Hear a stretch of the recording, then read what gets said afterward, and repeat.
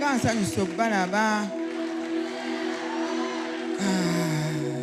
Twebaza nnyo Mukama olw'olunaku olwaleero nga tuserebratinga emyaka gyaffe 37. Tebibadde byangu naye byonna twebaza Katonda bituyisizaamu. Nebaza Katonda ku lwammwe mwenna abali wano abazze okutujagulizaako okutwebalizaako. Mukama abawe nnyo omukisa.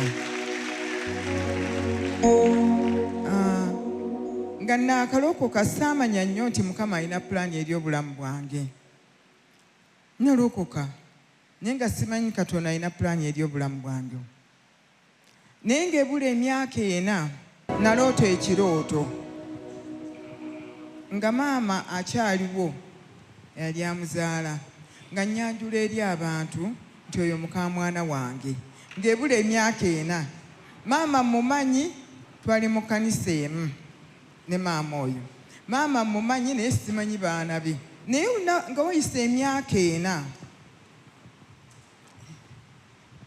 nagenda okulanga omuntu yeetalaatala ng'abaako by'ayogera ne musaasira kuba nalina embeera gye nali mpiseemu nga si byendiko.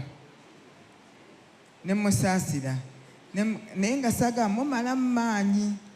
Ne mugaa nti gundi katuyindeko tubuuze Mukama.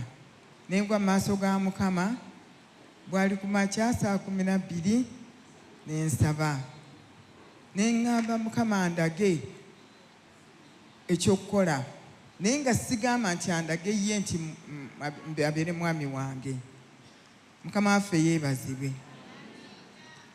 Bwe nasaba ne nnindirira Katonda nkyali mu kusaba awo, Mukama n'anzijukiza ekirooto kye nafuna emyaka 4 emabega. Nga olwo maama mutegedde nti ate yamuzaala. Ne ngamba nti kati ne mmanya ne nkikonekitinga nti ki mwana we. Kati bwe nagenda okutuula okusaba mbuuza Mukama, mugamba nnyambe omuntu ono aleme kuntawaanya kubanga nga ntya nnyo omuntu okunzija Katonda. Mba nkyasaba ne nzijukira ekirooto kye naloota emyaka 4 emabega. Essaala bwe yakoma ne nzigwamu amaanyi.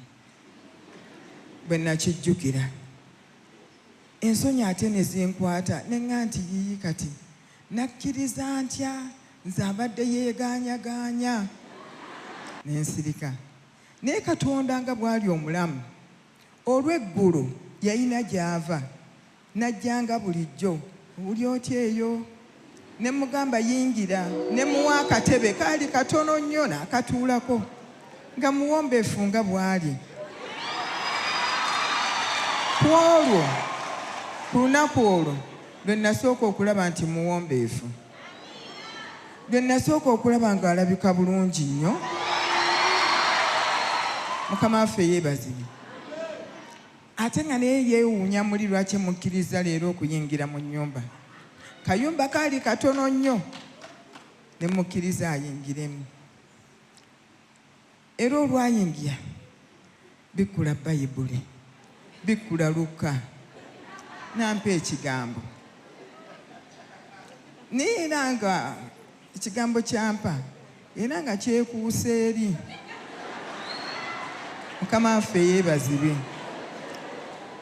Nansiibula ne mugamba kankuwerekereko ekitabangawo.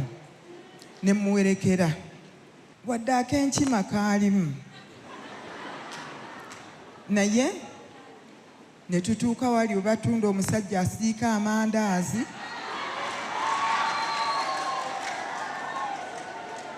Naŋŋamba lindako.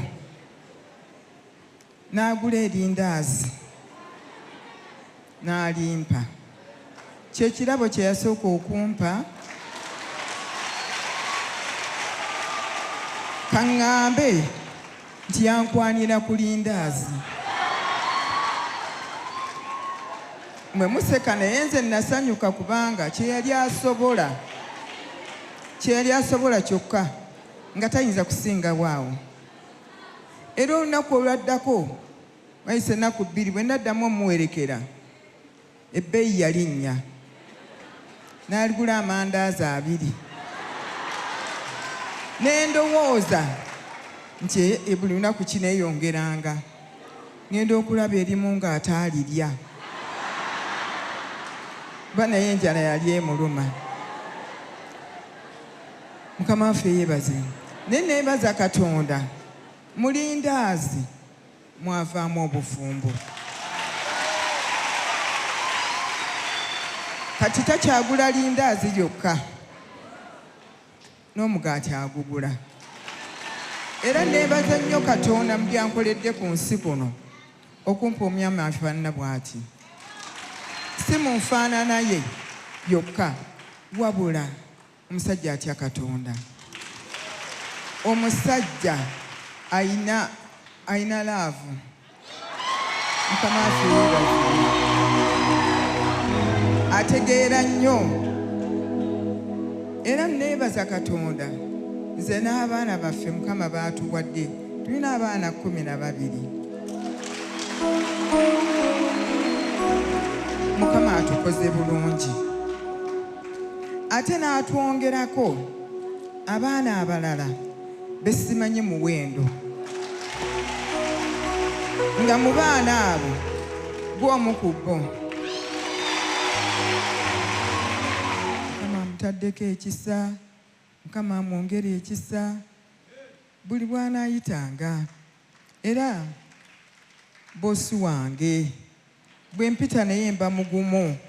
Mukama yeebazibwe. Kantu okusoma omukisa guno okwebaza omwami wange